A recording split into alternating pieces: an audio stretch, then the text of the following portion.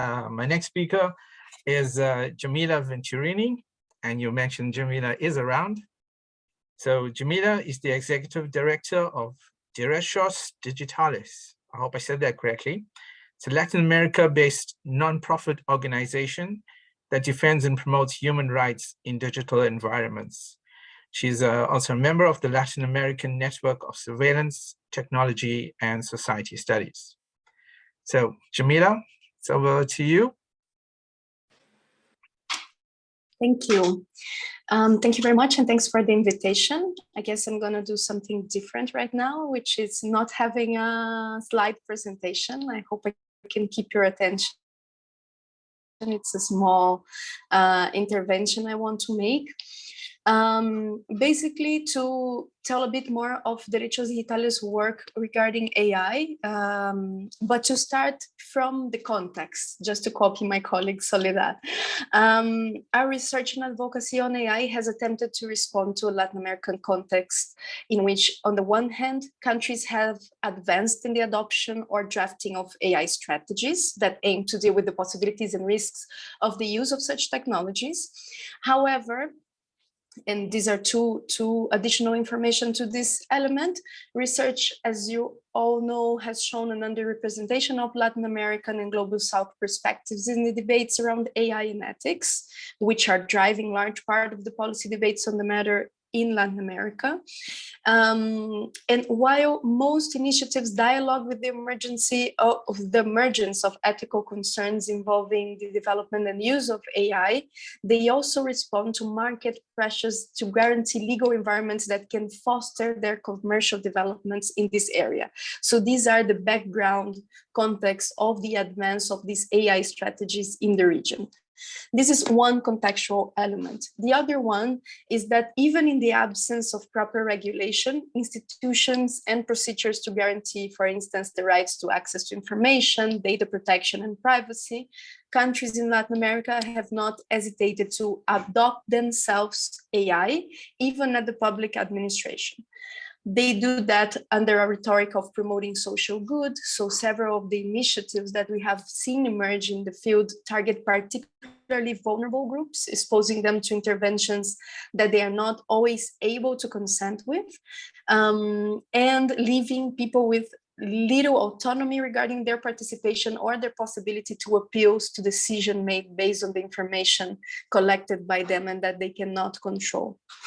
That, to not mention fake facial recognition technologies, which have widely advanced in the past years, I can share the example of a predictive system used in Chile. The Alerta Niñez case was studied by Derechos Digitales, and it involves the processing and potential sharing with third parties of sensitive information from minors to rate children and adolescents according to their probability to suffer some form of abuse.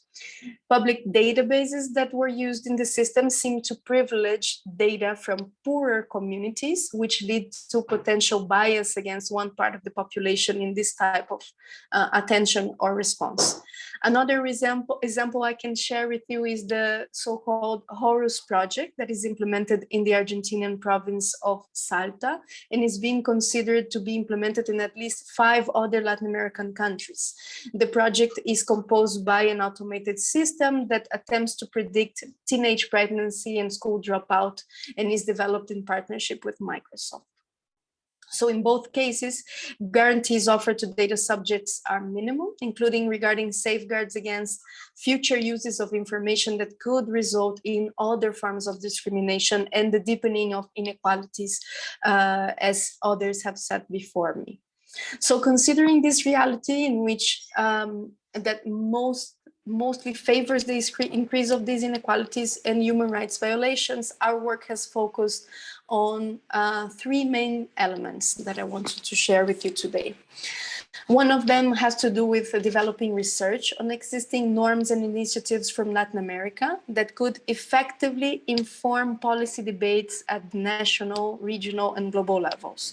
This included, as I said, in-depth case studies on the governmental use of AI in 4 different countries, as well as a comparative study identifying the main trends. also involved analyzing COVID apps implemented during the pandemic in 14 countries and mapping the advance of facial recognition systems and the entities behind them in 9 countries in Latin America. In all of these cases, of course, Derechos Digitales did that in collaboration with several other civil society, academic, and academic organizations and individual scholars. These research initiatives allowed us to identify common practices, as I said, and risks at the policy, implementation, and deployment levels, and to foster discussions that are evidence-based and grounded in concrete experiences of our countries. Some trends I can mention here, just to illustrate more what I'm saying, had to do with severe limitations on access to information and transparency and general absence of public participation at decision-making processes. When these instances of participation exist, they are often limited to a small group of experts and by structural limitations for the inclusion of diverse actors, as others have presented before. They are also marked by public-private partnerships that are represented by direct collaboration among state and business entities without due considerations on legality, necessity, proportionality of the implementations, and which can restrict the exercise of human rights. I guess this is a context that is a bit similar to what Gabriela presented before regarding the African context. It's also marked by a general lack of impact assessment and supervision mechanisms, as well as accountability from the actors involved. So this is the first element of our actions at Derechos Digitales, together with our partners, dealing with the advance of AI initiatives and regulations in Latin America. Another one has to do with activating dialogues with policymakers at different levels to stimulate regulation and implementations that are aligned with international human rights and ethical standards, and the development of evidence-based policymaking that considers the local reality, the local needs, and the local knowledges. We have offered an intensive short course on AI and human rights for regulators, and we are now finalizing a toolkit that should help decision makers to quickly define ways forward regarding the adoption of this type of systems. And the third thing is that we also attempted to influence the public opinion at the regional level, running on the risks of a techno-solutionist approach to the regulation, the development, and the use of AI technologies. Based on our experiences and the limitations that we identified in the cases that we analyzed, we are also experimenting, taking a step further in our work.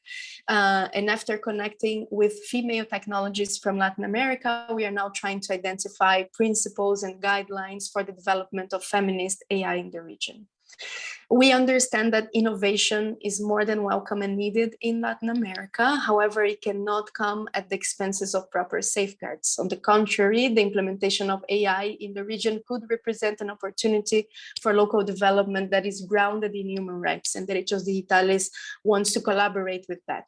So in conclusion, we believe that in a context in which AI technologies advance far from the public oversight and with great dependency of global players, it is civil society's role to generate localized information that can reorient national debates that are based on a generic notion of AI for good, to question the deployment of AI that is not aligned with human rights principles and obligations, such as facial recognition systems in public spaces, and to nuance in international discussions so they can effectively consider in-country realities and challenges, as well as the several levels of inequalities that mark AI regulation, development, and implementation nowadays. I guess these were my points for now, and I'll be happy to continue the interaction on the debate. Thanks again for the invitation. Okay, thank you, Jamila, for activating dialogue and fostering discussion on this platform, and for presenting the Latin American, your interpretation of the Latin American perspective on the AI strategies.